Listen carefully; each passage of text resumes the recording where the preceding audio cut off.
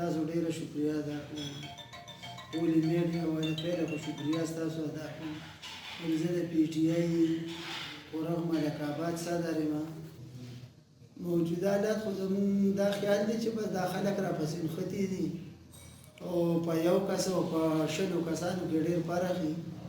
او انشاءالله تعالی چې لکه په دې رغه باندې زمونږ څه داسې رغه بس یو قسم به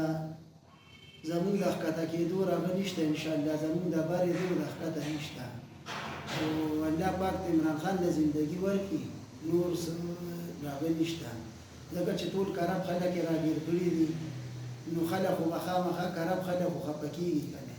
چې اوس یو سړی په کرسۍ کې او په رغه کې او په ډبل بیټو کې او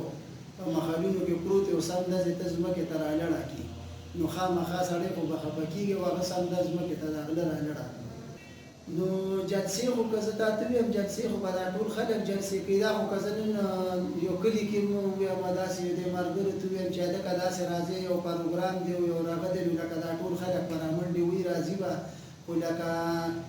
انشاءالله تعالی چې لکه د عمران خان په دغې باندې لکه څه رغه نه راځي ځکه چې یولس پاټۍ او لکه یا 15 پاټۍ او یا شل پاټۍ که داسې موږ ته دا پاټو لګارې پاټۍ والا خپل خپل کسان راوستل او داسې رغه وکړو نو که موږ ته نن عمران خان صاحب یو اجازت وکړو چې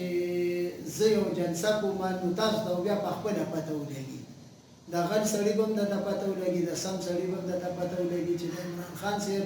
یو کس دی چې هغه څونه خلک رابار کوي دی خواته 11 کسان دي چې دې څونه خلک رابار کوي خو انشاءالله زموږ په دغه رغه باندې سره رغه نه راځي چې هغې رب ته منظور عمران خان یو باچا سړی دی بل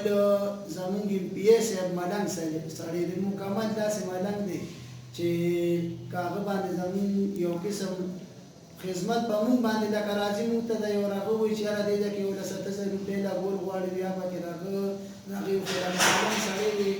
ایم پی ای مونږ داسې په پیله ځل باندې ولیده لکه زما داسې دی لکه د سړي چې سکر وړي په خدای مې قسم وي لکه دغه رغه ټول ملګري چې مونږ سره الله دې ټول ملګري لکه خوشحاله کړي چې مونږ سره څونه دي خو صرف ایم پی ای صاحب یو ملنګ سړی دی داسې ملنګ سړی دی مړه چې مونږ کوم طرف ته وړي لکه د اعتباره پورې خبرې دي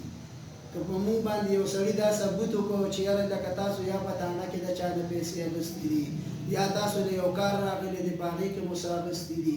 نو قسم مې په خدای وایي که نه که په دې مردان کې مونږ 2 منټه هم تېر کړو او زمونږ ایم پی ای صاحب یو ملنګ سړی دی انشاءالله موږ هغه سره ښه سیده روان یو بلې زمونږ